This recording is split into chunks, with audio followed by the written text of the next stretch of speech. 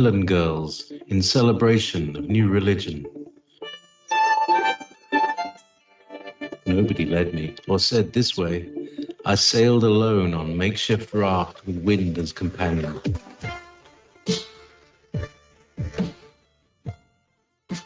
Fate for deliverance, confidence enough to assess new disposition. Seekers of lost paradise may seem fools to those who never sought the other world. Welcome to Momentary Zen with Zen Garcia. Visit www.fallenangels.tv. You're listening to Revolution Radio. Hello and welcome, everybody. It's always a great pleasure to be here with you in the evenings to share time and space to discuss all things esoteric, to examine truth in whatever form we may find it. We are seeking for lost paradise and answer and remembrance of from where we are fallen and to where we have come. And so it's an interesting journey. Many of you have been led in similarity to certain aspects of truth, to discernment in certain way, and we've come to share a fellowship of understanding and comprehension of the gospel in a way that a lot of people still haven't even opened themselves up for consideration. So, anyways, this evening I'm joined again by Lisa, George, and we're going to be covering some very interesting information in regard to the spiritual forces at work in this world and which are the arch nemesis of humanity and God. Lisa? Hey, Zen. We do live in an interesting time, don't we, with all this information that's coming out. And just wanted to introduce myself for those of you that don't know who I am. I'm Lisa George. My husband and I and my son have a channel called Hebrew Hawaiian that the Garcia ministry helped us to get started, where my husband teaches my husband teaches Hebrew, and my son runs the tech, and I teach quite a bit of the extra biblicals and how it relates to Hebrew. And it's just such a blessing to be here, Zen. I'm really honored that you're having me on your show again, and looking forward to the content tonight as well. Yeah, as I thank you, again for coming on and to joining me in this way, and I really have great respect for all the study that you have done in reading the other material, the extra biblical texts, and the apocrypha, the hidden, whatever you want to reference or call them. But I saw something really interesting. It was I don't know if you saw this, but Trey Smith just put out something about the I am and the God I am, and also about this certain individual named Imhotep, which he believes and has brought forth sources to confirm is the biblical Joseph. And it's interesting because I'm not sure if you remember, but just a little while ago I read from the story of the Thracian Empire and how they had ruled in Egypt during their dynasty, that they were a culture 2,000 years older than the Sumerian, and they were all also Christians, followers of the word of the Lord, and they also revered a pre-existent triune Godhead, which included the feminine Holy Spirit. And these were just a couple things that have confirmed some of the aspects of the work that I do. But what is very intriguing is that I was reading and sharing from the story of the book of Ari, which is a book of the wisdom keepers or the guardians of the secret. And in that, they were talking about how the empire, that it was brought low, and that the Most High began to bring judgment upon it, and it was because the people had abandoning and helping in donating to the churches, and the churches were no longer taking care of the poor, and so there was no where for the orphan, the widow, those in need to really go to get help, go to get aid. And because of that, Yahuwah brought judgment on the empire and told them that you, if you go this route and you do it this way, then I'm going to remove my blessing from you. And you will have to pay as a people, all together, you'll have to pay what would be the sins of the community.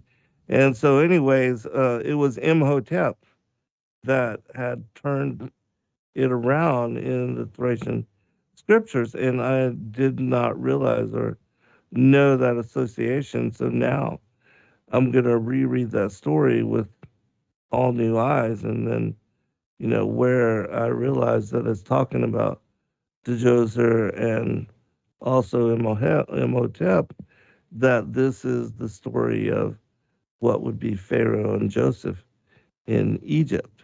And so, going to be very intriguing because there was a lot of information in the Thracian materials. And as Trey Smith brought out in his video, they were the worshipers of the I Am, that Moshe, in leading them free and out of their bondage, that they worship the I Am that I Am. That was the name that the Father had given to Moshe to tell the people in whose name he had come. And so, very interesting how truth is coming forth from all over the world, and how it unites to a lot of the revelations that we're finding in various different places. The out of the mouths of truly witnesses shall the truth be established. That is really interesting. That's Eye Asher Eye in Hebrew. Our Hebrew Hawaiian T-shirts actually say that on there on the side, and just thought that's really cool that came out. I had no idea too. That reminds me of when you were reading and we were discussing, I think maybe a couple months ago, about Joseph there's like a secret entryway in Egypt where he could reach the Americas, and Right. evidence, especially like in the Grand Canyon area, of a lot of Egyptian symbolism in there. The Sphinx, they found so much in that area as well. So I'd be very interested. I haven't heard of that. I haven't seen that video, but I'll have to take a look. Yeah, it's something that just recently came out, and it popped up on my feed. And I like Trey's work, anyways, um, but that one really, because most people don't know still about the Thracian Chronicles, the epistles, or that material, and how it is revealing and has brought forth a lot of the things that I talk about, which are really esoteric Christian tenets. Like, again, the triune pre-existent Godhead, the Holy Trinity with the feminine aspect, the Holy Spirit, wisdom, um, and then all of the other things, because it speaks about the division of the serpent seed and the seed of the woman, and how they have been at war with one another, which I think is even clear in the King James, but for whatever reason, some people uh, No, aren't able to see it. yeah, it's totally clear to me. Even not even looking at the extra biblicals, you could track that down just exactly how you do, Zen, verse by verse. Even just using the King James Bible, it's extremely clear.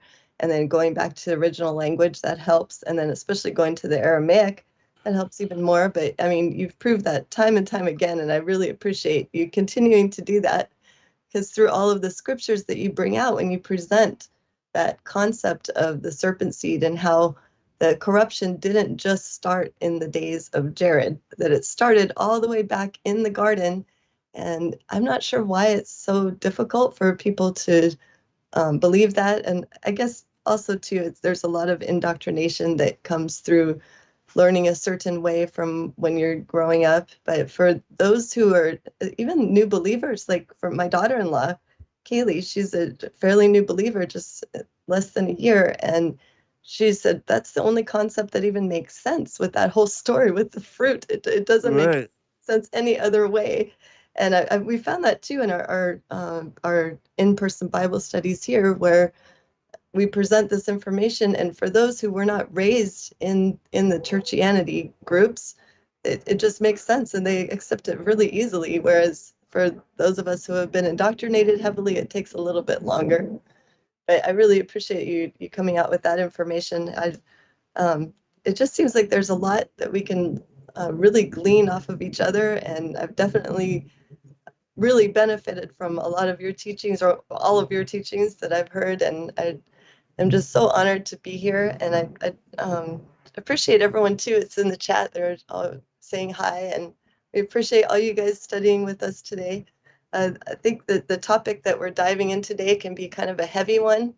So I would ask that everyone in the chat could please cover Zen and me with prayer, and to avoid attacks from the enemy, because he does not want this information coming out. Right, yeah. What we are about to talk to in regard to Legion and the spiritual forces aligned against us, that we wrestle not against flesh and blood. These are some of the deeper, more horrific aspects of, what we contend with in living in this world where Legion is rampant and runs all over, and the occult is, especially now, so very prevalent. Even them setting up this Baphomet statue in the middle of the Iowa Capitol House. I mean, if that's not blatant, and to me, it shows what kind of power Legion has in this time and space for them to be able to,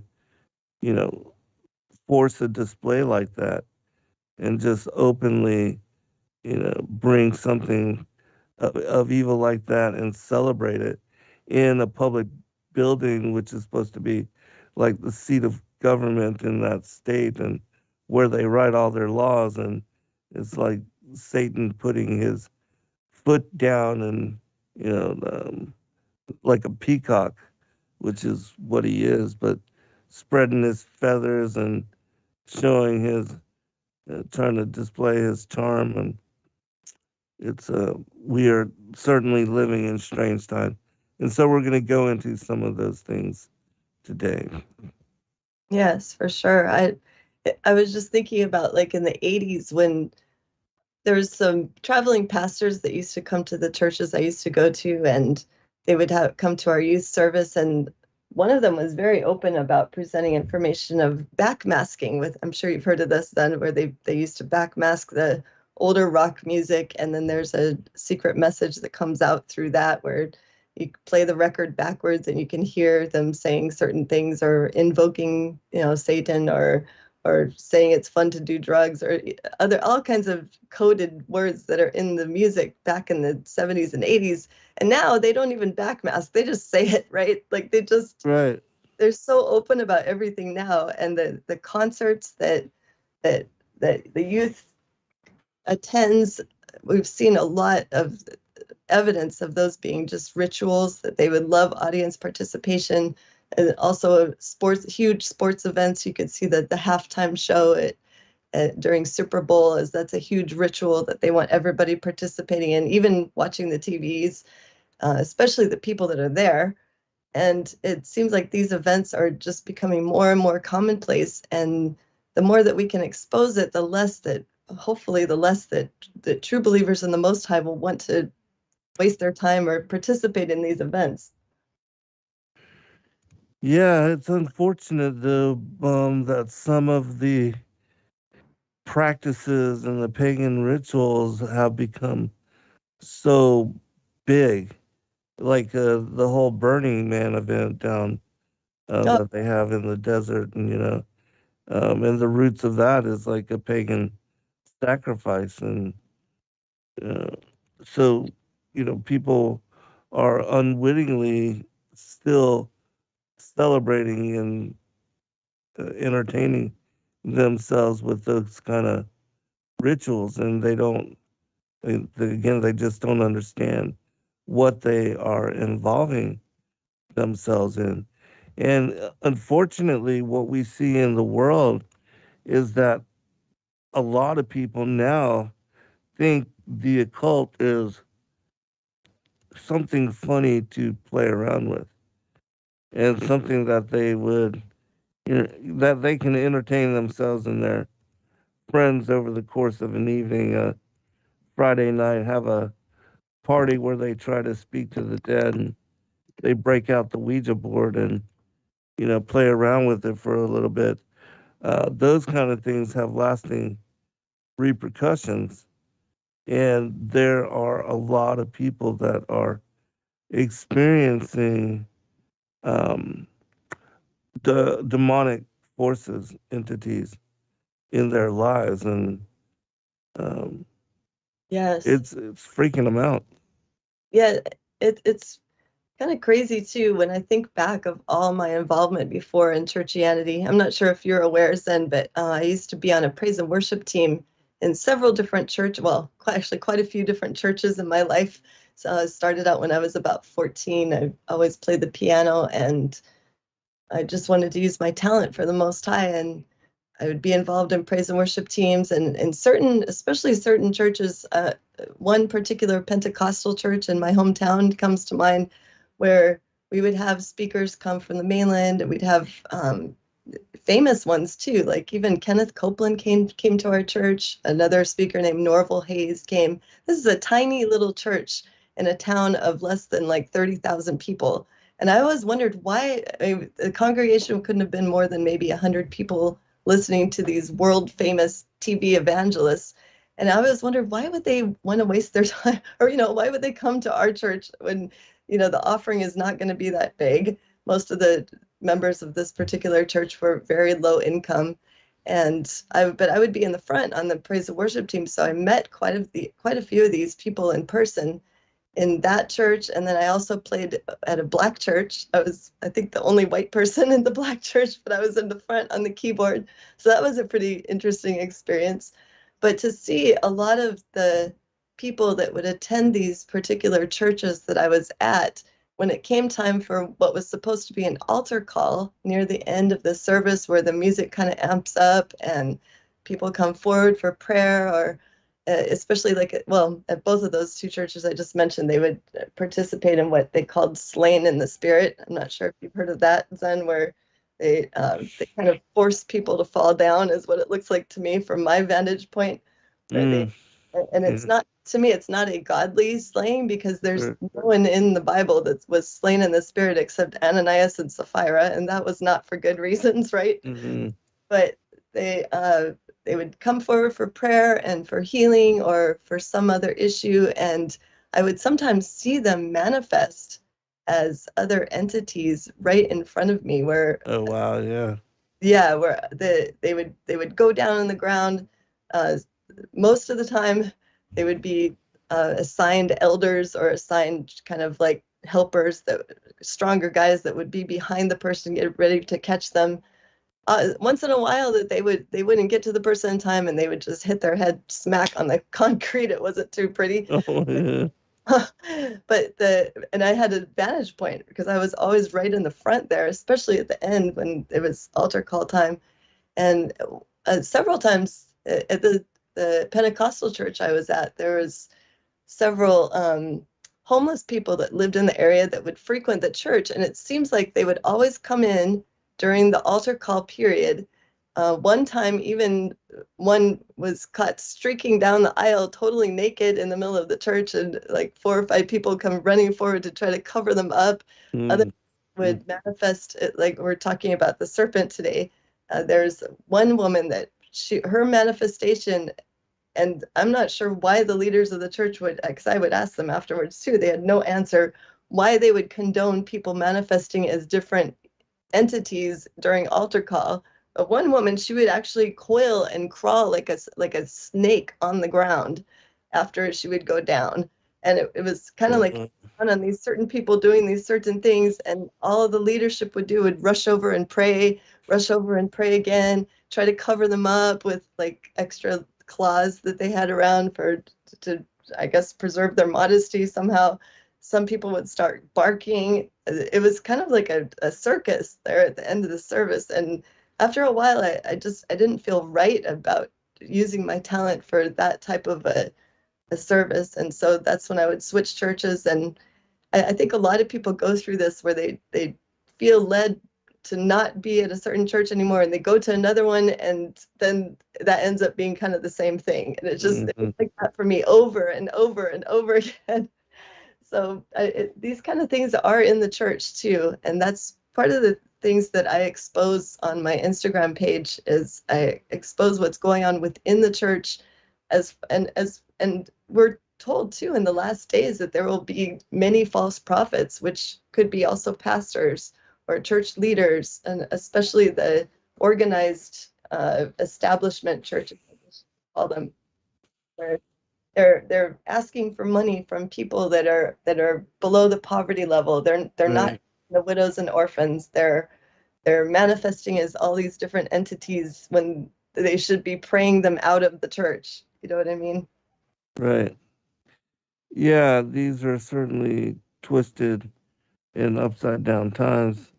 When we return from the first break, we're going to talk about the city of the maneaters, because it's something that a lot of people are not familiar with it, and it is one of the major accounts of what the apostles had to overcome, endure, and the challenges that they faced.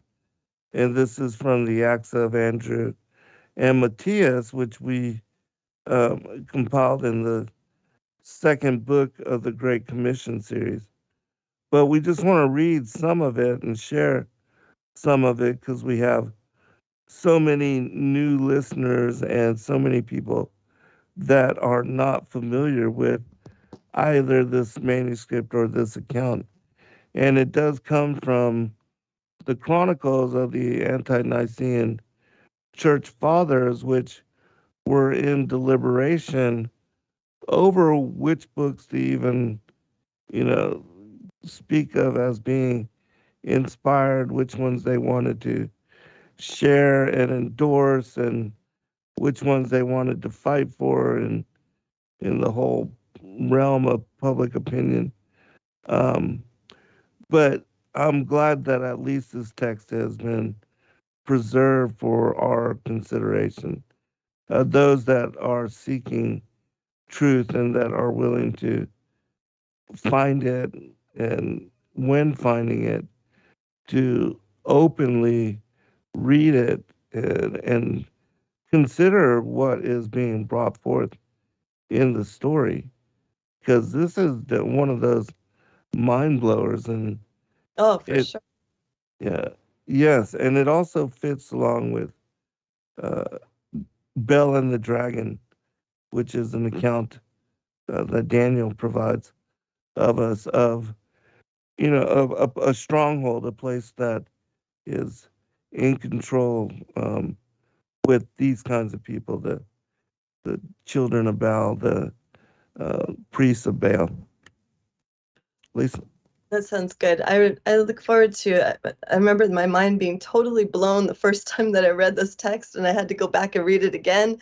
And then yesterday I decided I want to read it again. It's probably my 6th or 7th time reading it, just because it's very similar when you read extra biblicals that are written by spiritual leaders or apostles or patriarchs that it's very similar effect as when you read the Bible, because when you have the Ruach who's there to help interpret for you, and it seems like there's a new interpretation, or there's a new piece of the puzzle that comes out each time that we read these texts. Do you experience that as well, Zen?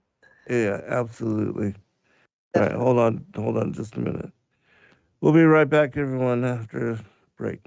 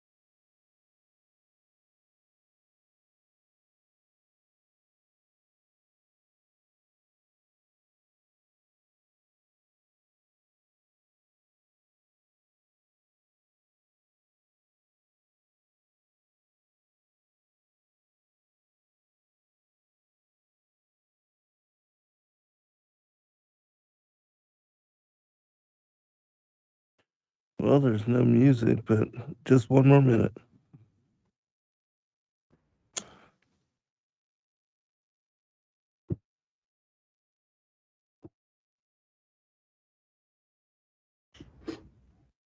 Oh, my fault. I apologize, everybody. This is Wednesday night. We only break at the top of the hour. That's okay. That's all right. I just have my nights confused. So. All right, great. So yeah, let me go ahead and read. I'll share this passage, and also, Lisa, if you would, I'll get you to read also from the the city of the maneaters. What I wanted to share is from the writings of Abraham, and it's just a passage that talks about the lawlessness that was going on in the cities that were inhabited by the giants in the plains of Shinar, Sodom, and the other. Um, there were 4 other cities, and Yes. all of them were involved in wickedness and serious depravity. So I'll read this and then I'll get you to comment on it. All right. It says, "We have come not only to bless Sarah, that thou mightest have seed raised up unto thee out of her, but also on a mission which bringeth up sorrow. Nevertheless, the word of the Lord came unto me, saying, Shall I hide from Abraham that thing which I will do? Nay, surely for his integrity he shall know what I am about to do. Wherefore, Abraham, hast thou looked upon the iniquities of Sodom and her sister cities? For they have provoked the Lord with their abominations. For 4 times in each year they gather together to sing and dance before their idol gods.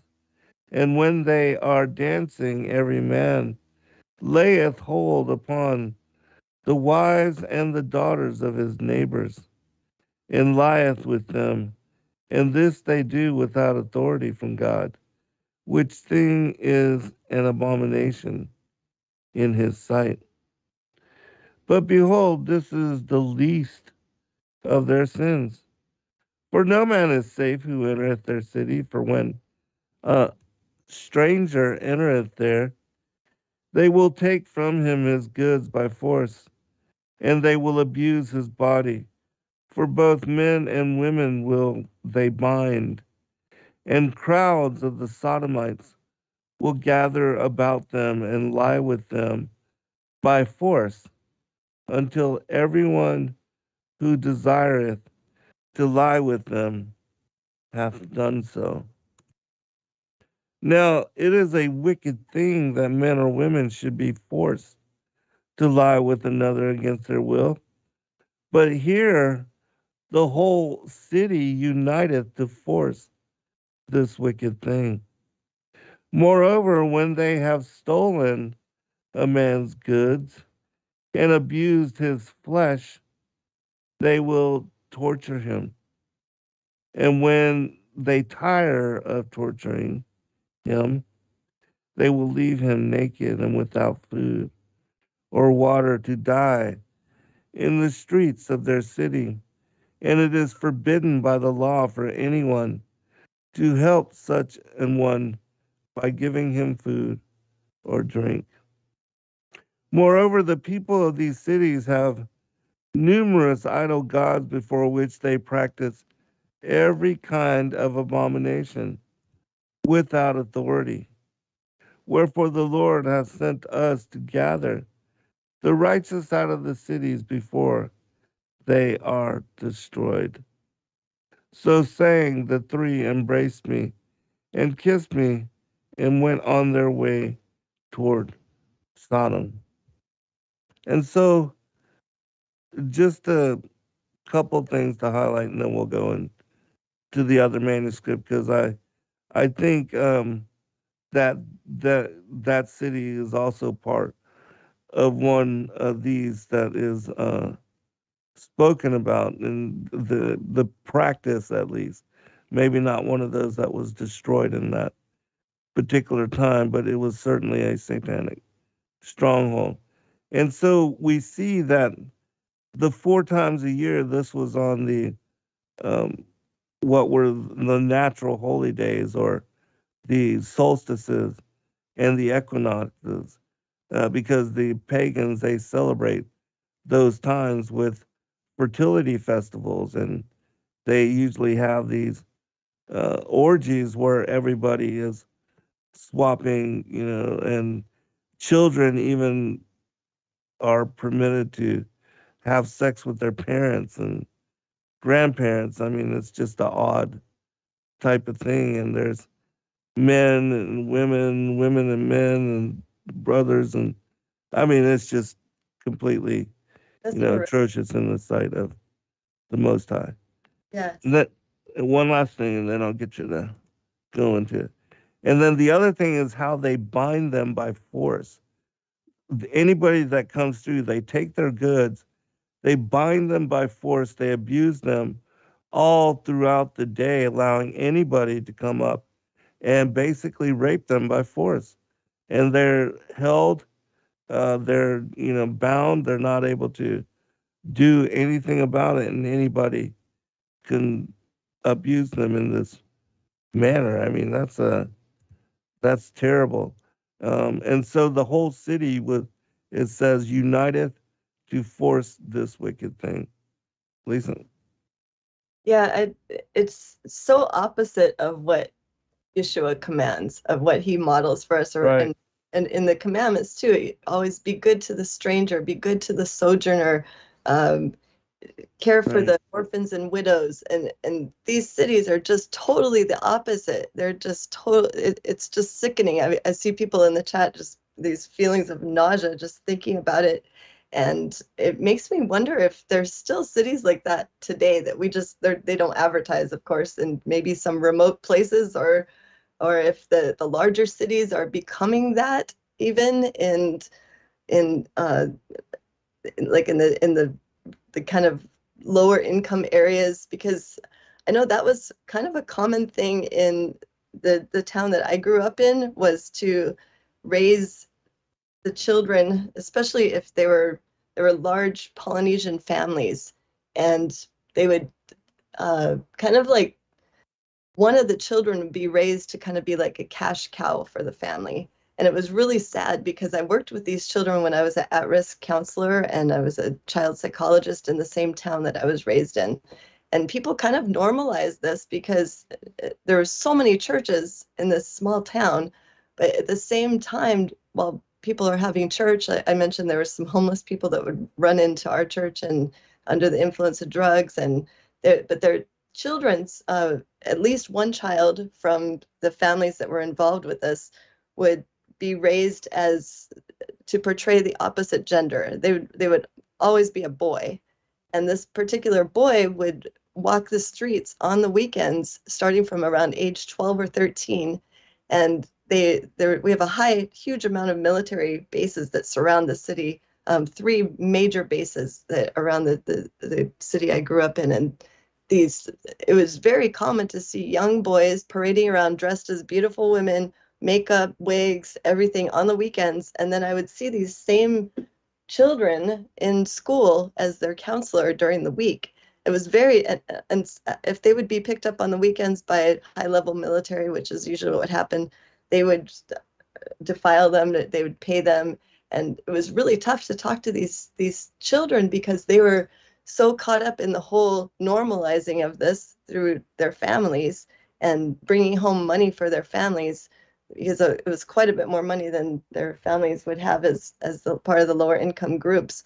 And that would just be their walk of life. And it was really sad to try to talk to them and say, this is not normal. And, I can help you get a job when you get older, is one of we have plenty of restaurants here in the town. And they would just laugh and say, no, I'm not going to work for $3 an hour when I can make this $50 an hour doing what I was raised to do for my family. So it's kind of in a similar way. I've seen that type of corruption, and it's just really disgusting. I hate even thinking about that, but it was part of what I was involved in as these children's counselors, they're social workers at some point. And as you know, I did foster care, so I had some of the children that had gone through this type of horrific lifestyle, and trying to talk to them and trying to work out in their minds what was normal and what was not. But that definitely is a really good example with the cities of Sodom and how vile and how disgusting it is to the Most High to see his creation doing this, especially to innocent children, to travelers, to those who can't fight for themselves, to widows. And that's why I think that the Messiah really emphasized that, just to make sure that you're good to orphans, widows, to the travelers, because that is definitely what these cities were not. Right, I do absolutely agree with you. There has and was always um, a a law to put into place to take care of those that traveled. The wayfarers, to provide comfort and even a place to stay. As much comfort as possible. Meal, to wash their feet, that kind of thing. And that was also important to a lot of people, even the very wealthy, the uh, elites, the churches. They would try to honor, this kind of thing.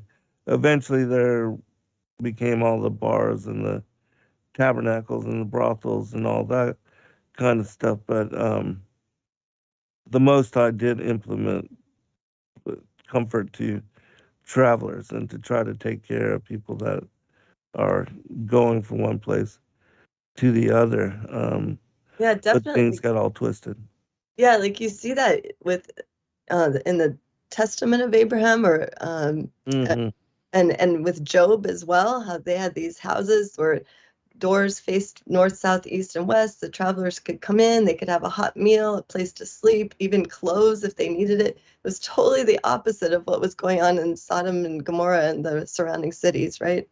Right.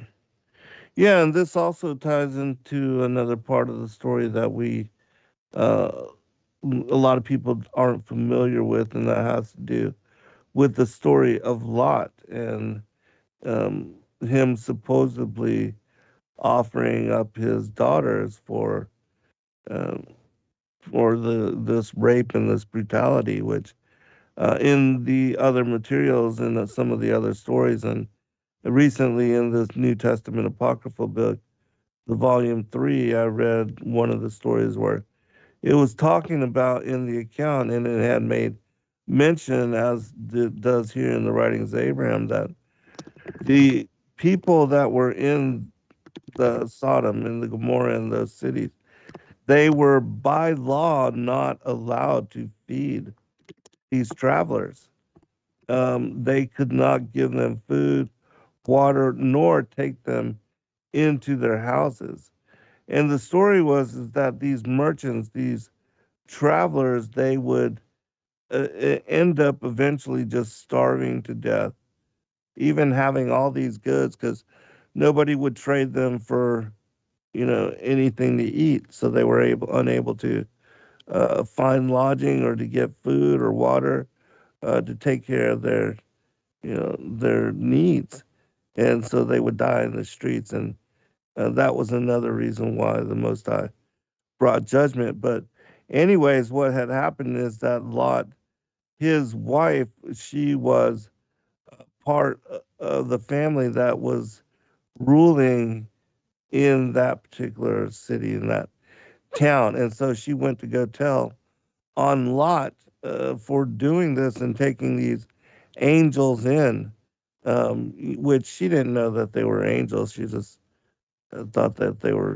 very wealthy people and also beautiful to look upon. But so reporting them, um, the whole council and all the people, they came out to outside of Lot's house and they threatened him, and they said, and they actually in the manuscript, which makes more sense to me, is that Lot was protecting his family and the angels, and then the people that were on the outside, they threatened. They said, unless you send them out or let us in, we will then rape your daughters right before you, and force you to watch and all that, which is not something that Lot wanted to see happen to his family or to undergo.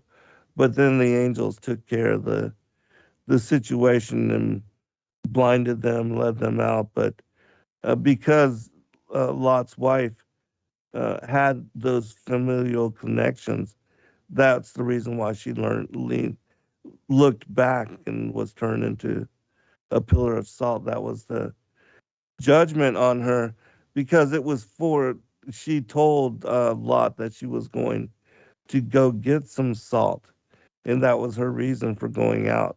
And she reported him to her fathers and family. That is interesting, Zen. Is that from Legends of the Jews by any chance? Or Yeah, that is one of the books that covers it and talks about it this way. oh, But also the writings of Abraham covers that, and it is the Legends of the Patriarchs and the Prophets. That okay. book also covers this. Yeah, because I've heard some of that in the Book of Yasher, and then in Legends of Jews, and then Writings of Abraham. But that's a lot of details I don't remember reading. I'll have to go back and take a look at that. And if any of you would like to read from the Legends of the Jews, you can join us for our Digital Readers Club. We are reading that on Saturdays at 3 p.m. 3 p.m. Hawaii time, 8 p.m. Eastern Standard Time, if you'd like to join us there. And all the books that Zen and I mentioned, I noticed in the last talk that we had, Zen, people were asking where they can get all these books and the names of the books. And they're all available at sacredwordpublishing.com, the ministry run by Zen and his family. Yeah, thank you. Yes, just so you know, a lot of these books I put together as reference material for myself so that I could read them in the comfort of sunshine and the elements and be outside in the presence of the Most High and the creation, and just study, because those are church moments for me, to be with the everything, to have the wind in my hair and the sun beating on my face, and to have the moment of comfort and consideration. Just, you know, we're overshadowed by the massiveness of the creation.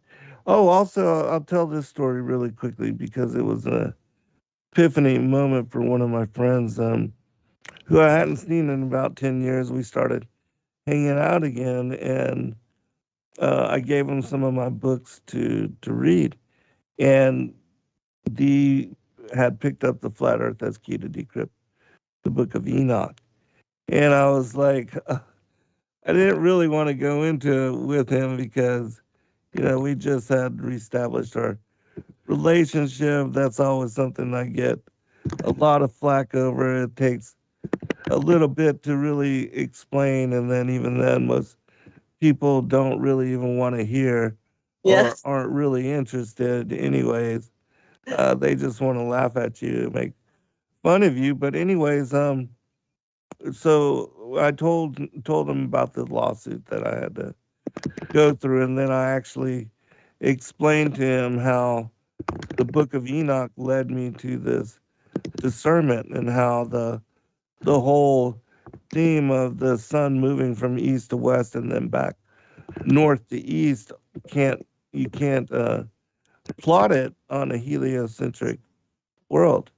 And so I explained to him, how we lived under a firmament, that our world was much like a snow globe, and that the Most High had his throne situated in the sides of the north, above the mount of the congregation. And Right. I told him exactly where that was, that my altar in my living room faces north because that's where the Most High has his throne. And so he went out there, and he looked and he looked and he was examining and looking at the moon, and the day he was looking at the sun. And by the very next day, he got it. And Wow. he Praise. was out there. Yeah, he was out there with the North Star, and he was thinking in his mind, they've been using the star to navigate for thousands of years. How's that possible if the sun is moving, the earth is moving, the Milky Way is moving, you Yeah. know? Yeah. So he started thinking about these things, and then he had an epiphany moment where he was looking at the center, at Polaris, the North Star, and that's the star that everything else moves in circle around. And when it does that, it's almost like that tunnel of light that leads to eternity. That tunnel is leads to paradise and the throne of the Most High, and that all of those circles are creating a tunnel, and they're pointing at the center of our outer universe. Like, we live here on the earth, but out there in that circle, the wheels within wheels that Ezekiel was talking about in chapter 1, all those wheels within wheels are leading to the one star that does not move, the North Star, Polaris, and that this is where the Most High has established his throne room. Amen. His yeah, his yeah. So all that made sense to him, and he had a deeply profound moment with it all. Oh, isn't that wonderful when you present? I always feel a little bit nervous when I present anything that has to do with the shape of our Earth and our cosmos to someone that I consider a close friend, just because if they don't know already, they're either going, from my past experience anyway, they're either going to just laugh and say, let's not talk about that anymore, or think I'm insane. But then there are certain ones that they'll actually take the time, like your friend did, and it's such a breath of fresh air when they decide to take that choice instead of the more common one where they're just laughing or saying that we're off our rocker or something, right? Right. Well, of course, after he came back in, he told me about this experience, that he had, that he started to understand it.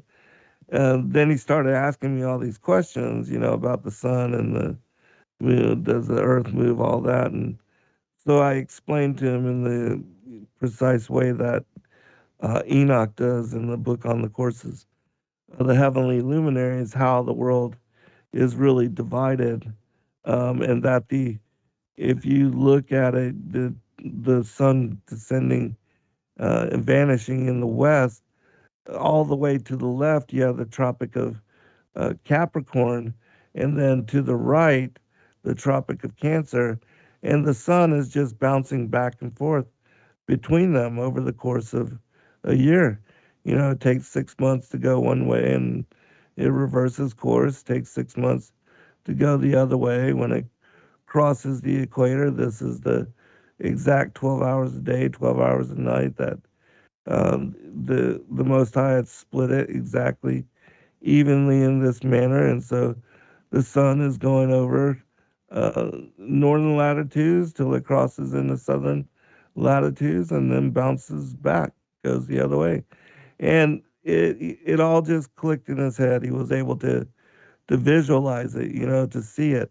The Yeah. earth below, the sun bouncing back and forth through the six gates of heaven, the moon also, the other luminaries. And it's so easy and simple once you are able to make sense of it. Yeah, it would be so nice if I spent how many years teaching the lies of scientism to children in the classroom and not even really understanding it myself, but trying to Mm-hmm. put all the numbers, make everything make sense. But it's so much easier when you can have the visual and you can actually use the scientific method where you can prove that there is a dome like a snow globe over us that is mentioned in Genesis 1 and throughout the Bible, and especially in the extra biblicals like the book of Enoch, that courses of the luminaries, those 10 chapters, it makes so much more sense when you can visualize it. You can actually draw it. You can observe it when you see the sun and how it sets. Like, we live on the west side of Oahu, so we see the sunsets every day, how it sets in different locations depending on the time of year, and how it travels in, a little bit further north at certain times of the year, a little bit further south certain times of the year. It's very easy to once you can explain it to somebody, if they're open-minded, like it sounds like your friend was, and open to the truth, then it seems like it's just so much easier than the whole scientism thing. Oh yeah, and then when you realize as to the extent of the lie and how easy the true cosmology is to understand. I also explained to him about the lodestone mountain, the Rupus Negra, and Oh, the geyser, the bottomless pit at the center of the world, which swallows all the world's oceans and then expels them high and low tide. I mean, all that is very easy now to understand as well. I mean, everything. totally, totally. When I try to explain it to people, I can use visuals, I use scripture. It seems like I was talking last week about our Bible studies we did when we were on our cruise. It was a perfect place to show people, yes, it's been flat all this time. The line of the horizon lines up with our balcony uh, post. You can do observations. You can see us approaching land far off in the distance. If you have binoculars, it's even more so. You shouldn't be able to see these things that are 100 miles away from your Right. vantage point if scientism numbers are supposed to make any sense. So it's, to me, it's just like, once I got that concept, years ago, you cannot go back. Like, there's that saying, once you go flat, you cannot go back. It's totally true. I don't know anybody who has come upon our true cosmology that wanted to go back to the globe. Right. No, once you have it understood and figured out, you can never go back. And oh well, we are at break, so I'll speak about this a little bit more when we return, because this is also an important topic, and they just had the big debate between Pastor Locke and Pastor Dean Odell, and Oh, I'd uh, like your thoughts on that, if you so if you yeah, watched it. we'll talk a little bit about it when we return. But so it's still being preserved in the conscience of the world, and the Most High still wants people to understand it.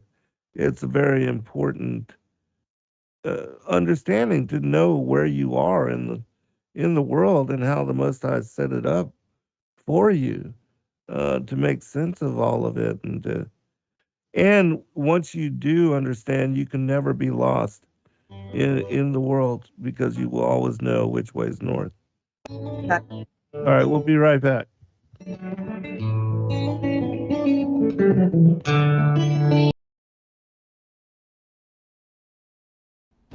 Your partnership with Sacred Word Publishing goes further than the publishing of ancient manuscripts and weekly video content. You also make a huge impact across the earth in orphanages in Myanmar, India, Uganda, and Kenya. Your support is crucial for the development of the ecclesia of real truth seekers. We thank you for joining us in hosting Secrets Revealed, Momentary Zen, the Digital Readers Club, Ask Me Anything series, and other shows that have helped lead so many to the truth of salvation. To become even more involved, please visit patreon.com/sacredwordpublishing, where you can partake in exclusive, interactive, patron-only content and help us continue shining the light of love in this darkened world.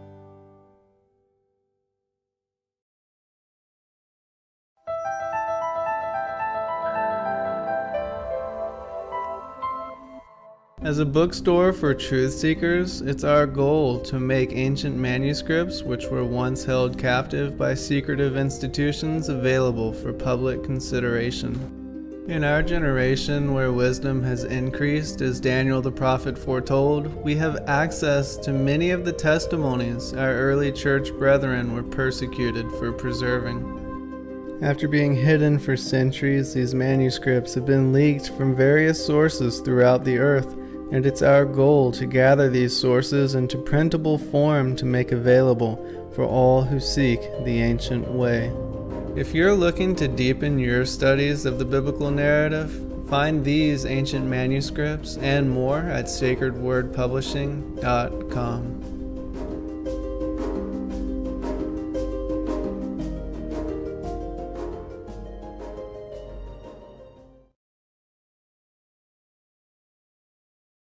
I love motherhood more than I could have ever imagined. One of the most important things to me is nurturing a strong foundation in Yahusha's character in our children. That said, I made sheets that went over the fruits of the Spirit, the armor of God, the 10 Commandments, and creation days. Each day at breakfast, we would go over these and then read books like Cat in the Hat that just felt so void in meaning, but they loved the rhymes. I looked everywhere for rhyming biblical principles and couldn't find any. That's when I decided I would make them myself. Praise God, we now have our first book, Eliana and Ezra's Journey Through the Fruits of the Spirit, a first in a series. Every morning we now can continue to build strong principles even through rhymes, and I wanted to offer it to the babies in your life too. Please go to Sacred Word Publishing and search Fruits of the Spirit to get your copy. Or you can go to prophecyforchildren.com. Thank you so much.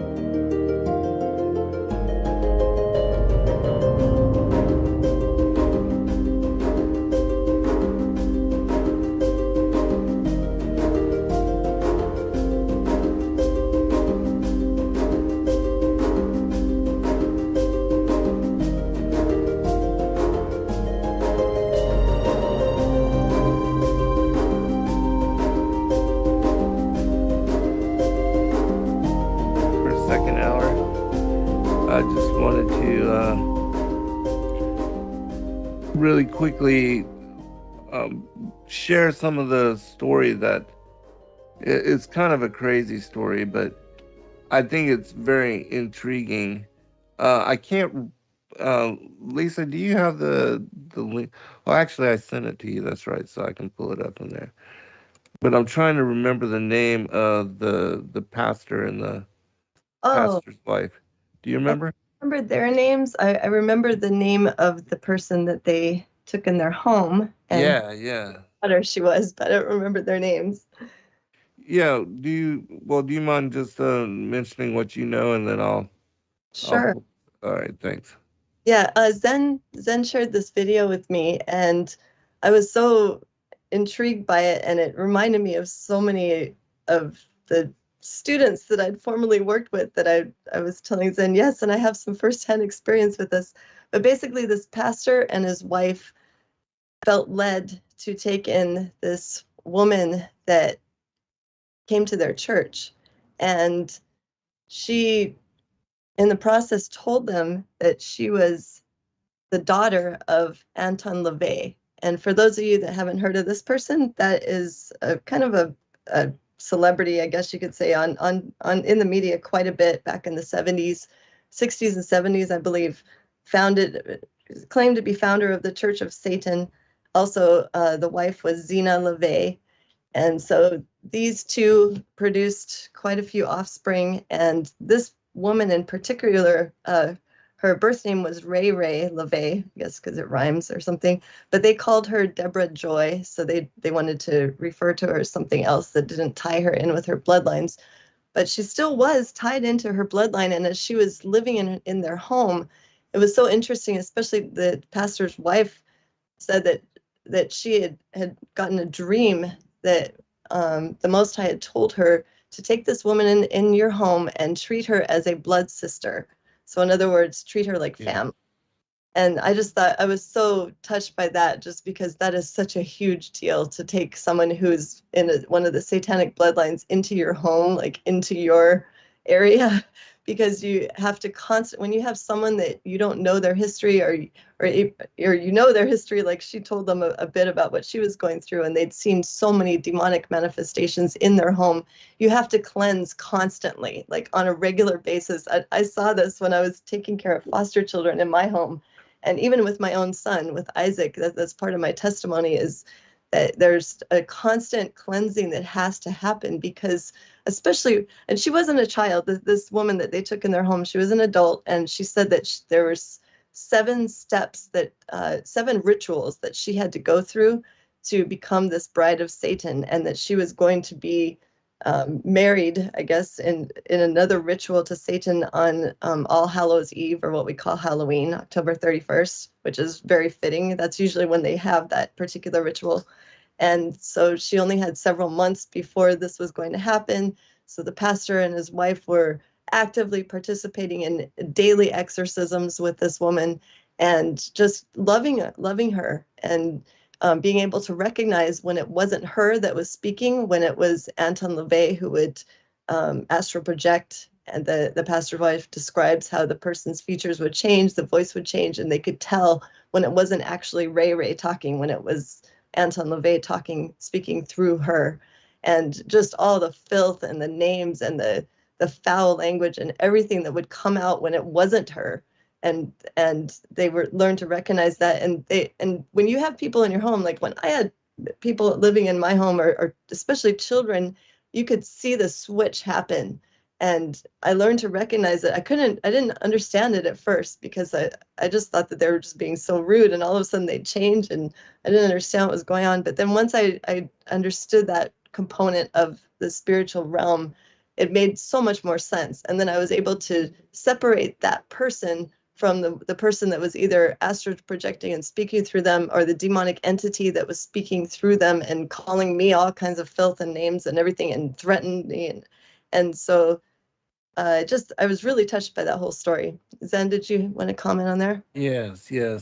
And thank you for bringing it forth. I did share a link to it in the chat room. The video is called "Top Satanist Attacks Believers and Instantly Regrets It," and the individual, the pastor, is Dave Bryan, and his wife. And as you said, that she received a dream to take in this woman and to treat her like her own blood sister, which when anybody anywhere in the world, when you decide to love somebody unconditionally to the point where they are your blood, part of your family, you will do whatever to take care of them.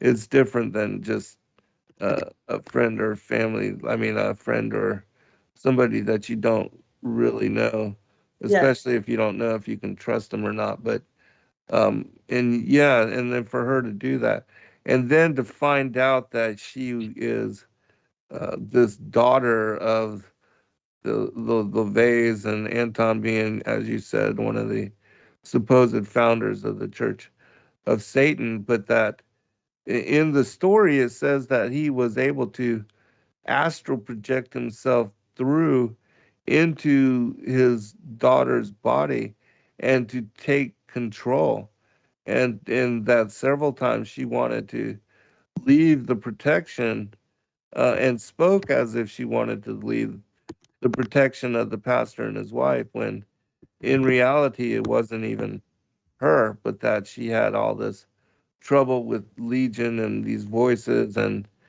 she was being groomed to be the wife of the devil. And the other, what I thought was the most interesting aspect of the story, and of course you're gonna have to watch it for yourself because it's an absolutely mind-blowing story. It's only 25 minutes long that they tell this story, and how she was freed from this life, and that she was also liberated to become a believer and to accept her own path under Christ. That even this family that tried to raise her to be the daughter, the bride of Satan, it just shows you the kind of organized evil that is out there. That they spoke about how there was blood sacrifice happening at these rituals in order to create and to numb her, and also to as far as the whole wow factor of these satanic rituals, mind numbing, that it's a post-traumatic for these kids and anybody any normal person that would experience this kind of thing. But anyways, the story that was of very great interest to me was that Anton LaVey, he was fighting, and he said that on Halloween he was going to come and get his daughter, and he almost succeeded. He had her tell the police that these people were holding her against her will, that they were abusing her, that they were abusing her in several different ways. And the police knew the pastor and knew that that was not his character, and so he put his credibility on the line and asked them to not let her go, but just to keep her in view. But anyways, Anton LaVey, he lost the fight against his pastor and his wife, and he actually died in that whole battle, which this was a spiritual battle, and he was astral projecting himself forward to try to manipulate them through the spiritual realm. And they said they knew, and the spirit told them also that he had died, and then the demons had come through and told them that they had killed Anton LaVey, and that this had happened to him, and it ended up affirming to be truthful. And I thought, oh my gosh, what an incredible story of a spiritual battle, and how it is that the Most High has true authority over all things, even to where he could take the daughter of this this grand poo-poo Satanist running the Satanic church, and his wife and all that, and liberate her. It reminds me of the story, of Paul, his being the murderer of Christians, the persecutor, and then to be brought out of that and to be made the spokesperson, and to work to liberate the people that he used to try to murder. Yeah, totally. And to me, it kind of mirrors a story that I have. If I can tell this real quick, Zen. Yeah, please. So I'm gonna call her T. I met a friend named T in an endometriosis group online about 9 years ago, and this is before we started our healing ministry or anything like that. And I was really in bad shape. She was also, and so we had that in common.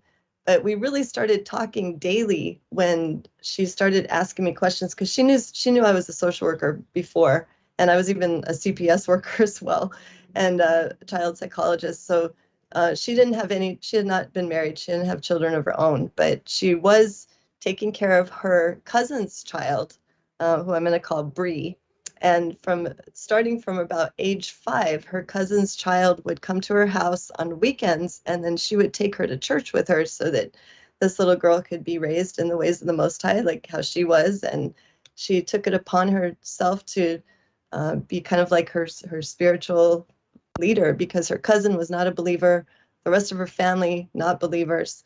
And so T was noticing things about this child that she started asking me about on the weekends. For instance, bath time was a really, really horrible time where she would scream at the top of her lungs for almost an hour when she would even just suggest it's time to take a bath before you go to bed.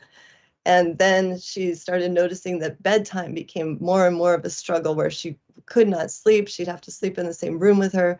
She would wake up and having these nightmares, screaming, the constant screaming. And this is from a 5-year-old. And then after she spent more time with her, sometimes she would come for about a week in the summer or a couple weeks, and she would notice some bruising that was going on with this little girl. And part of her was torn because it was her family. It was her cousin that was raising her as a single dad in his father's home, her great uncle's home, and they only lived a few miles away from her. And but then the little girl started talking. She just asked her some questions, where these bruises come from. Why are you so upset when it's time to have bath time? And the little girl started sharing information about some abuse that was going on from her father and her grandfather. Her biological mother was a stripper, and she was not in the home. And so these two men had raised her since she was a baby. And then she started talking even more. So my friend called CPS. She got social services involved. The child was removed from the home, not originally from the abuse, but because of drug use that was going on in the home. But the child did share once that she got services for her. She has had her in therapy, and the child started sharing more and more and more details, and it just got so dark and so horrible, all the experiences that she was sharing from when as long as she could remember, her father had been raping her from infancy. And then she found out even more. This is her family now. She found out more about her she had an aunt that was a high-level Eastern Star, and this was the sister of her little cousin's father. And she had mentioned, yes, that she was being raised to the little girl. By this time she's about 6 years old. She said, yes, they told her that she was being raised to be the bride of the devil.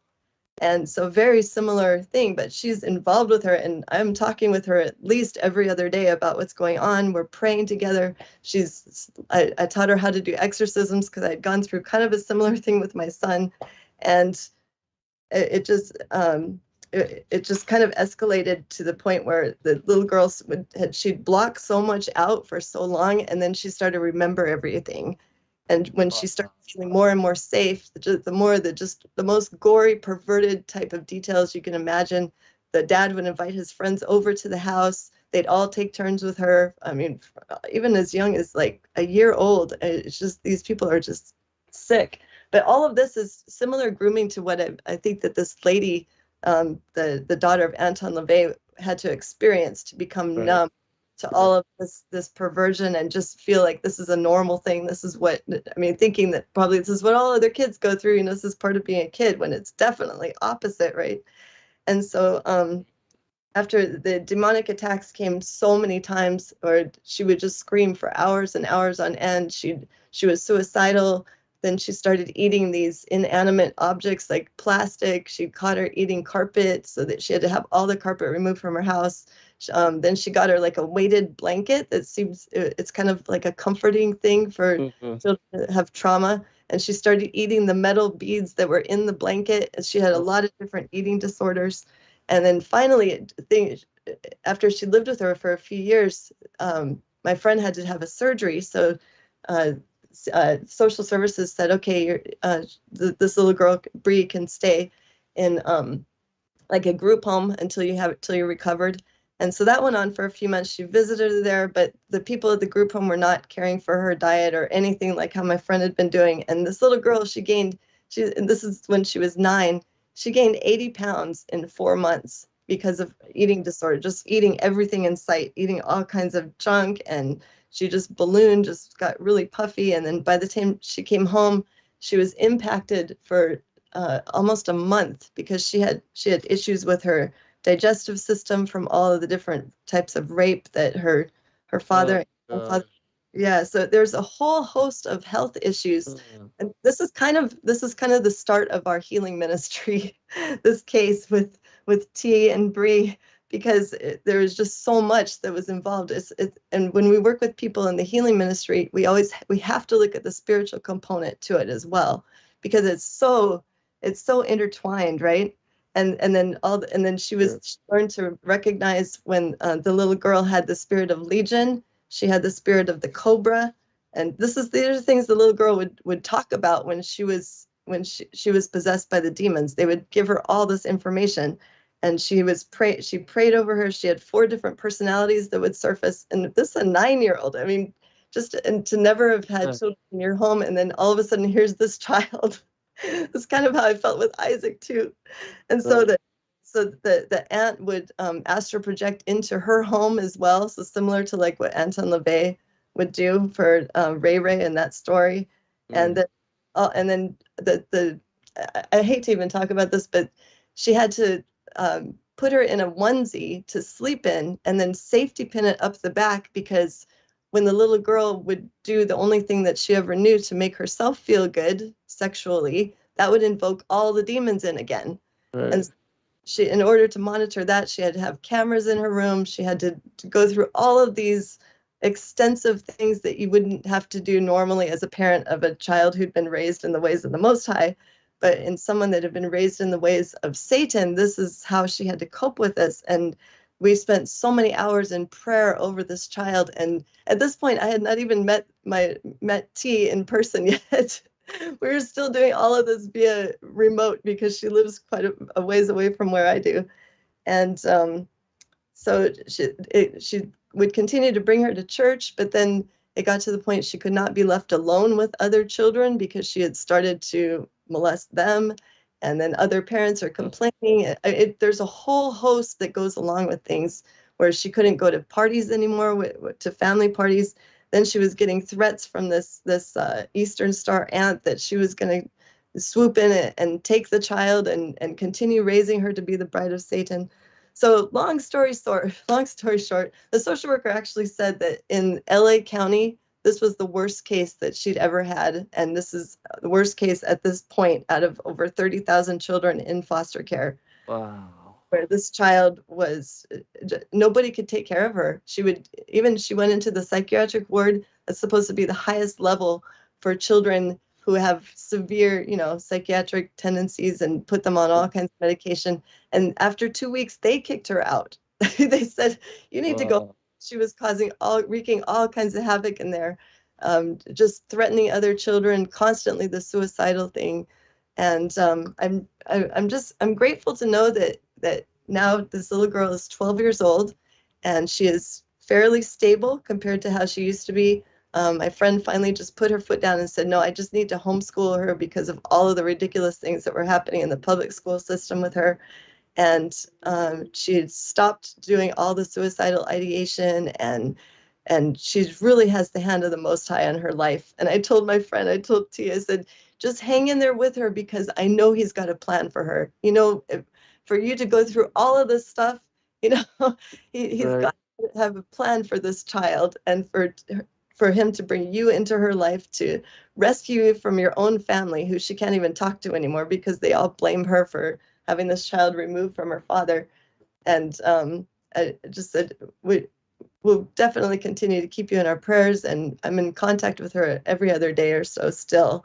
And it's just such an amazing task that he's given her. It's a rough one. It's a very rough one. But I could really relate with that pastor's wife letting this woman come and live in her home. Yeah, that's amazing. And praise the Most High for individuals that are intercessors for people that have those kind of issues, because we're called forth and people are asked to claim the authority of the Messiah in his name over the devils and the demons and to cast out demons. And yet this is a huge part of what is going on in the world, the fascination with the occult, and so much momentum in regard to, all these kids and all these people that are embracing Satanism, and are playing around, delving and dabbling in it, and they don't know what they're really, really doing, but they think it's fun and they're open to it, and so all these churches, all these pagan churches and religions and odd things are coming up all around us. Yeah. And there's not enough people showing or helping those that are involved in these kind of things to get out or to change their lives. Yes, definitely. And as far as the ritual days, another thing she noticed that whenever it was this child's birthday, that was a huge red flag. That was like that day she could not have birthday parties for her. They just had to spend quiet time in prayer and reading scripture and listening to relaxing music at home, just because of all of the things that entailed her birthday every year. And it became not a celebration for her, but it became something that she just dreaded looking forward to. And it shouldn't be like that for children. It makes me so sad that children are raised in these ways when the Most High, his ways are so much better. I mean, I look at your grandchildren, Zen, and they're being raised according to the Most High. They have so much joy in their life. They're finding new things every day. And then I look at, for example, this little girl and how she was being raised, and it breaks my heart that she couldn't even look forward to having a birthday and especially the pagan holidays too. That was another trigger I had talked to my friend about. That, we all know Christmas Day is a pagan holiday, right? And Easter, those are things I told her, those are things you don't want to celebrate with her, because I can almost guarantee that something horrible would happen on those days as far as rituals that are concerned. I wanted to talk just a little bit about the rituals and what I've discovered as far as relating it to how the elite operate as well. We know Anton LaVey was kind of a famous person in the media. I don't know if it was self-made or not, but Zena LaVey, you can still see pictures of them. But they had quite a few offspring from what I gather. I did a little bit of a deep dive on that, and there's one particular entertainer today that even claims to be the offspring of them as well. And this particular entertainer has participated in what I would call the white wedding ceremony. Have you ever heard of that one, Zen? No. Okay, this is a ceremony that happens at puberty for these children. So thank the Most High that Bree was taken in by my friend T, and she didn't have to go through any of that, because she's very close to puberty now at age 12. But this happens when the children of elite, especially, and those who are raised in the Satanic Church, they have what is called a white wedding ceremony. And if any of you have heard of that song called White Wedding by Billy Idol, it was kind of popular in the 80s. That's what that song is about. And it's talking about, I looked it up too, because we always hear that verse in Leviticus chapter 18, verse 21, where it says, "And you shall not let any of your descendants pass through the fire to Molech, neither shall you profane the name of your God." So before I deep dived into this study several years ago, I always thought that meant to kill, to kill their babies, let them pass, sacrificed by fire. And that was a Canaanite practice that they did. But I looked up this particular word, leha abir, which is number 5674 in the Strongs. And this particular word, it does mean to pass through. It doesn't mean death. It's not mot is the Hebrew word for death, but this ha'abir or abir means passing through. And it's used several other times in the Bible too. In Jeremiah chapter 32, verse 35, meaning to pass through their sons, and causing their sons and daughters to pass through the fire. 2 Kings 23:10, where no one shall cause his son or his daughter to pass through the fire to Molech. And then in 2 Samuel 3:10, it means to transfer. And that doesn't have anything to do with death. 2 Samuel 19, verse 15, the same Hebrew word, abir, means to bring. 2 Chronicles 30, verse 5, it means to make proclamation. So not really anything that has to do with death here.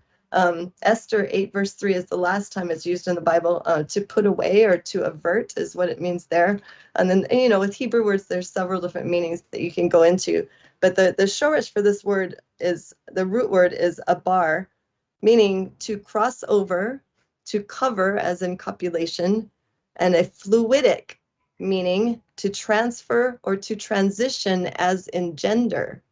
Now that one caught my eye, because knowing what I know about this white wedding ritual, it definitely coincides with being a pagan practice, a Canaanite practice, and a practice done by the elites. And so this transition surgery is done from in the top half, when these children of the elite or of celebrities reach puberty. The boys will have breast implants, the girls will have breast reduction, and then they'll have the scars. And sometimes they will do like an Adam's apple implant for the girls to make them look more manly, and sometimes they'll do like an Adam's apple removal for the boys, so they look more. And this is something I saw with the children I worked with from my hometown, when they would transition, and the boys would start looking like a beautiful woman on the weekends. And they use pharmakia as well for these transition surgeries. So they make these children pretty much patients for life, because they have to continue taking all these hormones that go along with the transition surgeries to continue their facade. And the cult and the Baphomet cult is all about this. I mean, you can, as you talked about that statue of Baphomet being in the courthouse in Iowa, and I believe it's also in Arkansas too. where that's just becoming like a mainstream thing. And I think this is why, because they're pushing this inverted gender agenda so much. And I'm saying it like that because this is very heavily censored as well. But the rituals, they create big pharma patients for life. They need these hormones to function as the opposite gender. And the birth gender here is sacrificed, and it's uniting both sexes in the Baphomet image. And this is where alchemy comes into it also. They call it like the divine androgyne, where they tell these children that by going through this ceremony, they have extra powers, and they'll be able to channel various spirits. And I'm sure there's a host of demonic entities that enters into them during this white wedding ritual. And so then the new gender takes over the host after this public ritual where there's a satanic doctor there that does the transition surgery in public, and it's a celebration. It's kind of like the opposite of like a bar mitzvah or a bat mitzvah, but this is like a sacrifice to Moloch, or passing through the fire. So in that case, the fire would be like the surgery that's happening, the burning of the birth gender and the acceptance of the new gender. And so that's what happened with this particular performer that is I would say that's the son of Anton and Zena LaVey. Looks exactly like Zena LaVey, this particular performer, and the name is Taylor Swift. I don't know if you've heard of that one, Zen. Oh, really? No. Yeah. No, I didn't know that, but nothing surprises me anymore, because it's like the globalists have been doing things in the direction of Satan and under his behest for thousands of years now. And for them to implement this kind of thing too, it's just, we wonder, like, why? Why would you do that? But again, there seems to be a ritualized practice of this kind of thing happening generationally, and so there's definitely something to it. And without a doubt, the whole thing of the Baphomet and turning everything upside down, and though, people believing that women can be men and men can be women, when the womb decides, who is a man and who is a woman. If you can have and carry a child to term, you're a woman. Doesn't matter what you say or believe, according to the definition of what the scriptures say a woman is, a wombed man. You're a woman, and that's just all there is to it. But people are wanting to believe whatever and confusing themselves and thinking they can actually choose all that. It's so crazy to me. We are in some very strange times. Oh, definitely. And it goes even beyond, if you think of any person who's had a famous name, like, in Genesis 6, it talks about, in certain translations, the famous ones of old, or some say the heroes of old, the ones that have the known names, right? The men of names. Yes. And I think, I know you talk about it in some of your books, and Gary Wayne talks about it in his book as well, where nothing's new under the sun. And so the famous ones of today are more than likely the offspring of said famous ones of old, right? So they're going to have the same practices as what their ancestors did. And one of them is this white wedding ritual.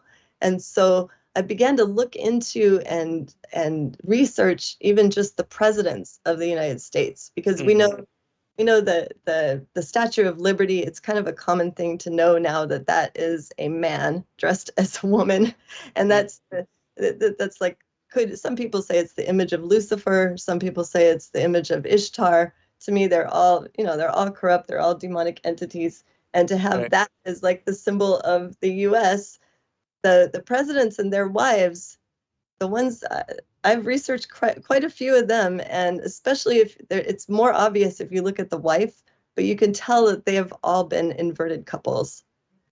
inverted gender couples. They've all participated in this Canaanite practice. And it would make sense because if the United States is, the new world that was set up by Satanists in the first place, that they would have leaders that would emulate the deities that they worship, like Baphomet, right? Right.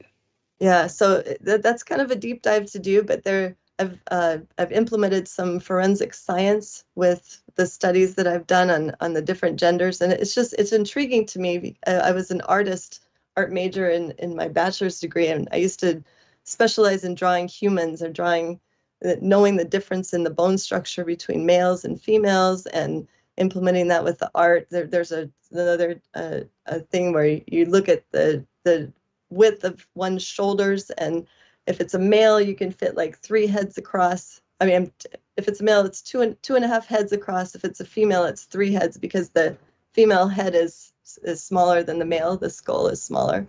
So when you look at all the forensic science evidence, and I look at quite a few different photos of any particular person that I'm trying to examine, that I only examine like the famous ones, of course, the famous names, and just to do that. I mean, even on the president's wives, there's Michael Obama. Is a good example. Oh yeah.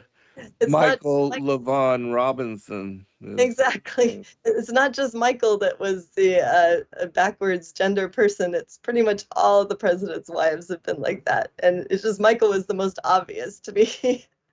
That was like one of the first ones I noticed. And the question I had too is why? Why would they even do this? Like, this is just so disgusting and such a horrific truth to wake up to, that all of these people that are in the media that you think that are female are actually men. How can this be? Right. Yeah, there is definitely a lot of that. And it is an agenda. It is without a doubt an agenda. And now they're having all these men that are women, competing in women's athletics and setting these records and everything. I don't think that's right at all either. But the whole thing of all these books that are being written for school children as well is to normalize all this. And we spoke about the Alice Bailey, the 10-point plan to bring on this agenda and to destroy the values and the freedoms and the as far as America and its Christian roots, these kind of things. And it has been. They wrote this in the 50s and the 60s, and for what, 60 some years now, it's been slowly implemented, and now it's all in our face. I mean, oh yeah, I was formerly a school counselor with the public schools in 2003, and I read the core curriculum. It's a huge manuscript, but I just sat down and I read it because I said I want to know what's going to be going on in the schools in the next 10 years or so. It's all in there. Like that, they even said the school counselors will be in charge of implementing the gender education program starting with kindergarten. And I was like, no, I'm not going to do that.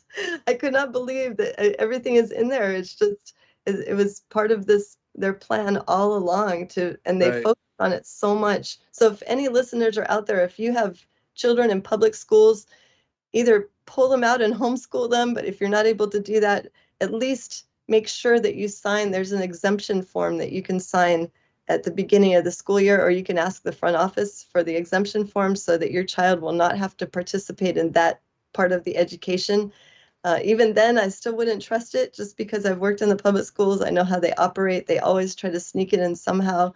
There's quite a few teachers that I know that are a huge part of the agenda. And it's not like, I'm not going to say names or anything, but there's a very high percentage, especially here in Hawaii, of the teachers that they want the children to embrace this. They want the children to decide that they want to be a different gender. It's all being planned out, and pretty soon it's just going to be close to 100% of the teachers. They're not going to allow any workers in the public school that are have direct contact with students to not be a part of this. Well, they're forcing them to toe the line. You either accept it and be part of it, or you don't work. Right. And you don't get a job in these places that are controlled by these people that are pushing an agenda.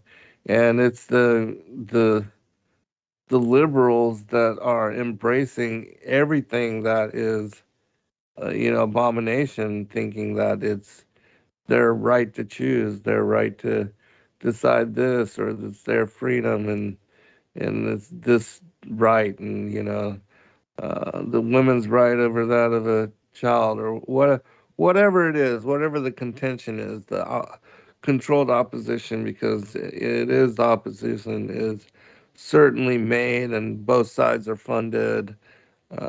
We see now the whole um, the starving, dehydrated. That's something else. I was just looking through my photos the other day that I was going to move a filing cabinet out of my kids' room where the grandkids play, and I saw this box of photos, and at the very top, it was an image where me and some of my friends, we flew down to Pinellas Park, Florida, during that time that they were starving and dehydrating Terry Schiavo. I don't know if you remember that whole case, but they basically set a precedence in the law system that people that are elderly and that are or have disabilities that are not considered worthy to live, that these people can be starved and dehydrated Oh, I uh, remember that. in Okay. hospices. And that agenda was established with her judicial murder. But we were protesting all of that, um, Wow. and it's just crazy how far we've come. The things are just so upside down. Yeah, I remember reading about that. I think that was in one of your poetry books that you gave Yeah. details on that, and some pictures in there that were really amazing. You guys, if you haven't read any of Zen's poetry, I believe you're working on another book of poetry, right, Zen? Yeah, I am. He's an amazing poet. Go and check out some of his books of poems that are in the Sacred Word Publishing bookstore now. If you haven't read it, when I read it, I couldn't put it down. I read it all in one evening because it was just amazing the way you word things, and you really have such a gift. Really Thanks. appreciate that. Yeah. But sorry, I kind of went off on a tangent there for a bit. Did you want to? No, those are all really good and relevant points. Yeah, I think we should at least read the opening of the City of the Maneaters so people can get an idea as to, some of the stuff that the apostles encountered and had to overcome, and how they even dreaded being sent to this one particular area of the world to share the gospel. All right, so just the beginning. I have the Acts of Andrew and Matthias, which is in the Great Commission 2. If any of you have this particular book, you can read along with me. So this is the beginning of this story. At that time, all the apostles were gathered together and divided the countries among themselves, casting lots. And it fell to Matthias to go to the land of the Anthropophagi. Now that men of the city ate no bread nor drank wine, but ate the flesh and drank the blood of men. And every stranger who landed there they took, and put out his eyes, and gave him a magic drink which took away his understanding. So when Matthias arrived, he was so treated, but the drink had no effect on him, and he remained praying for help in the prison. And a light came and a voice, Matthias, my beloved, receive sight. And he saw. And the voice continued, I will not forsake thee, abide 27 days, and I will send Andrew to deliver thee and all the rest. And the Savior went up into heaven. Matthias remained singing praises. When the executioners came to take victims, he kept his eyes closed. They came and looked at the ticket on his hand and said, 3 days more and we will slay him. For every victim had a ticket tied on his hand to show the date when his 30 days would be fulfilled. When 27 days had elapsed, the Lord appeared to Andrew in the country where he was teaching and said, in 3 days Matthias is to be slain by the maneaters. Go and deliver him. How is it possible for me to get there in time? Early tomorrow, go to the shore, and you will find a ship. And he left him. They went, Andrew and his disciples, and found a little boat and 3 men. The pilot was the Lord, and the other 2 were angels. Andrew asked whither they were going. To the land of the maneaters. I would go there too. Every man avoids that place. Why will you go? I have an errand to do, and if you can, take us. He said, come on board. Andrew said, I must tell you, we have neither money nor victuals. How then do you travel? Our master forbade us to take money and provisions. If you will do us this kindness, tell us. If not, we will look for another ship. If these are your orders, come on board and welcome. I desire truly to have disciples of Yeshua on my ship. So they embarked. Yeshua ordered 3 loaves to be brought, and Andrew summoned his disciples to partake. But they could not answer him, for they were disturbed with the sea. So Andrew explained to the pilot, and he offered to set them ashore. But they refused to leave Andrew. Yeshua said, tell your disciples some of the wonders your master did to encourage them, for we are going to set sail. So they did, and Yeshua steered. And Andrew told the disciples about the stilling of the storm, and prayed in himself that they might sleep, and they fell asleep. Andrew said to Yeshua, tell me your art. 16 years did I sail the sea, and this is the 17th, and I never saw such steering. The ship is as on land. Yeshua said, I too have often sailed the sea and been in danger, but because you are a disciple of Yeshua, the sea knows you and is still. Andrew praised Yah that he had met such a man. Yeshua said, tell me why the Jews did not believe on your master. Andrew enumerated the miracles, yet he said, the Jews did not believe. Perhaps he did not do these signs before the high priest? Yes, he did, both openly and privately, and they would not believe. What were the signs he did in secret? O man with the spirit of questioning, why do you tempt me thus? I do not tempt you, but my soul rejoices to hear his wonderful works. I will tell you then. Once when we the 12 went with our Lord to a heathen temple, that he might show us the ignorance of the devil, the high priest saw us and said, why do you follow this man who says he is the son of Yah? Has Yah a son? Is not this Joseph and Mary's son, and his brothers are James and Simon? And our hearts were weakened.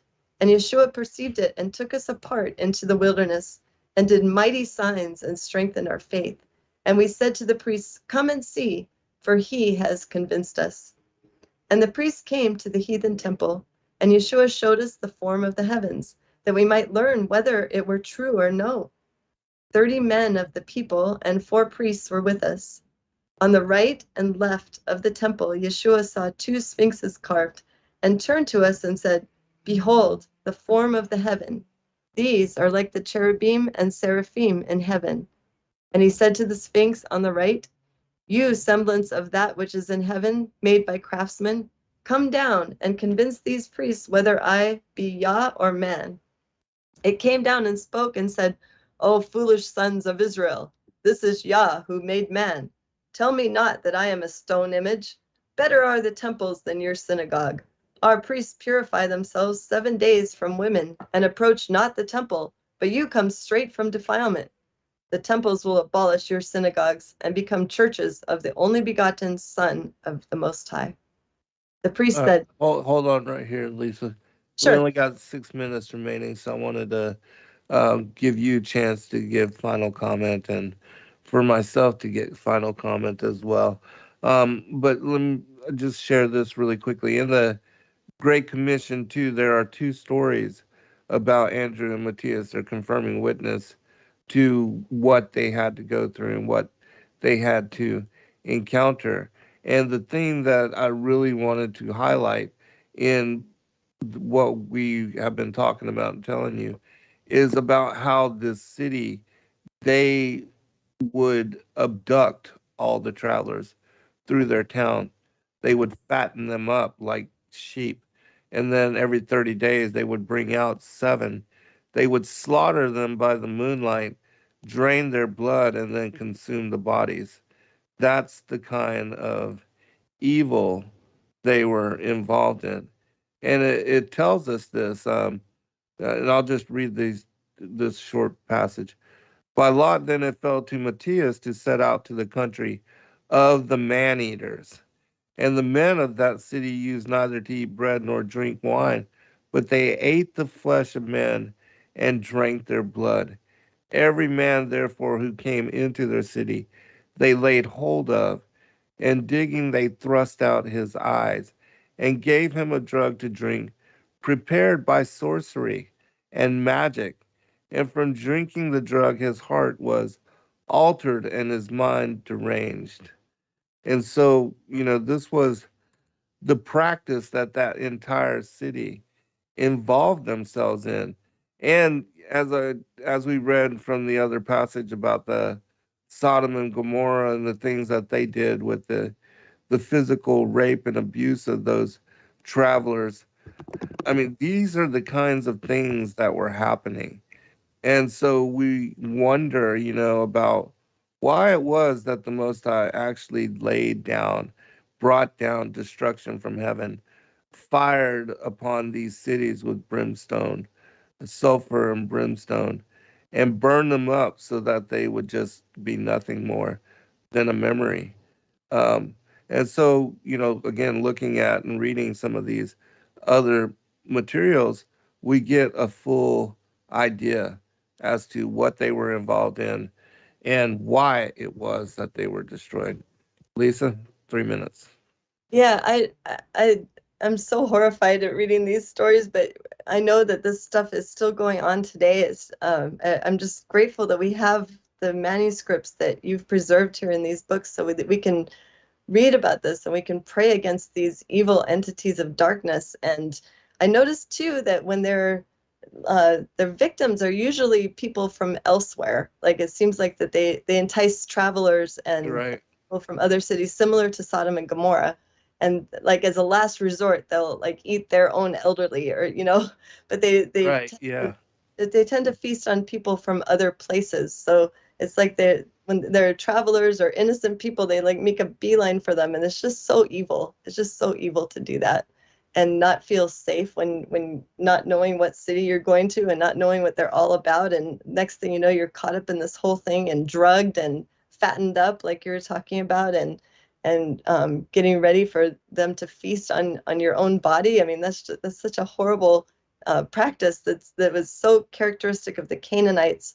And I was also reading that book of about the lost continent of Mu. That's the Canaanites as well. Mhm. Their evil practices too. So it seems like anything that has to do with desecrating the body in that way and dining on other people's bodies is such an abomination before the Most High. Without a doubt. I mean, they are putting people's eyes out, fattening them up, drugging them, eating them, draining their blood, drinking their blood, abusing their bodies, raping them when they come in. I mean, these are some evil, sick, twisted people. Yes, And and this is what they did. And I think that, they did these kind of things on those little pedophile fantasy islands that they have in the different parts of the world as well. And there's, without a doubt, this kind of thing is still ongoing. oh yeah, guarantee. I mean, I hate to say Hawaii is a part of it.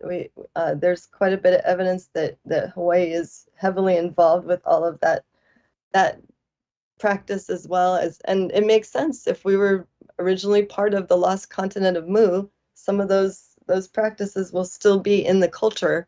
And that's definitely what I was talking about earlier with the Polynesian families. It's ingrained that they'll have grace by the gods that they serve if they continue to conduct themselves this way. Right. Yeah, unfortunately, these kind of things are coming to light again, and the globalists, the forces of darkness, the children of Belial, they continue this worship, and they even abuse their own kids. That I will never understand how you could even abuse a child, but your own child who you're supposed to protect. I mean, that it's abomination to turn your back on your child in that way, in Yeah, my opinion as well. such a betrayal. It's such a Such a betrayal. a sacrifice of their innocence. It's just a horrific thing. We need to continue to pray against these entities and learn from what the pastor and his wife did in that video that you posted in the chat. Everyone who's listening, make sure you get a chance to watch that video. It's such a wonderful way that they dealt with all of that they were coming up against, and it's a good model for how we can be. We are definitely stronger than all these entities. It's not something to fear. It's something that we can stand up, and we can, through prayer, they will not continue to torment these people any longer if they believe that they can be freed from it, just like the daughter of Anton LaVey. Yes. Thank you, sister. It was another great show.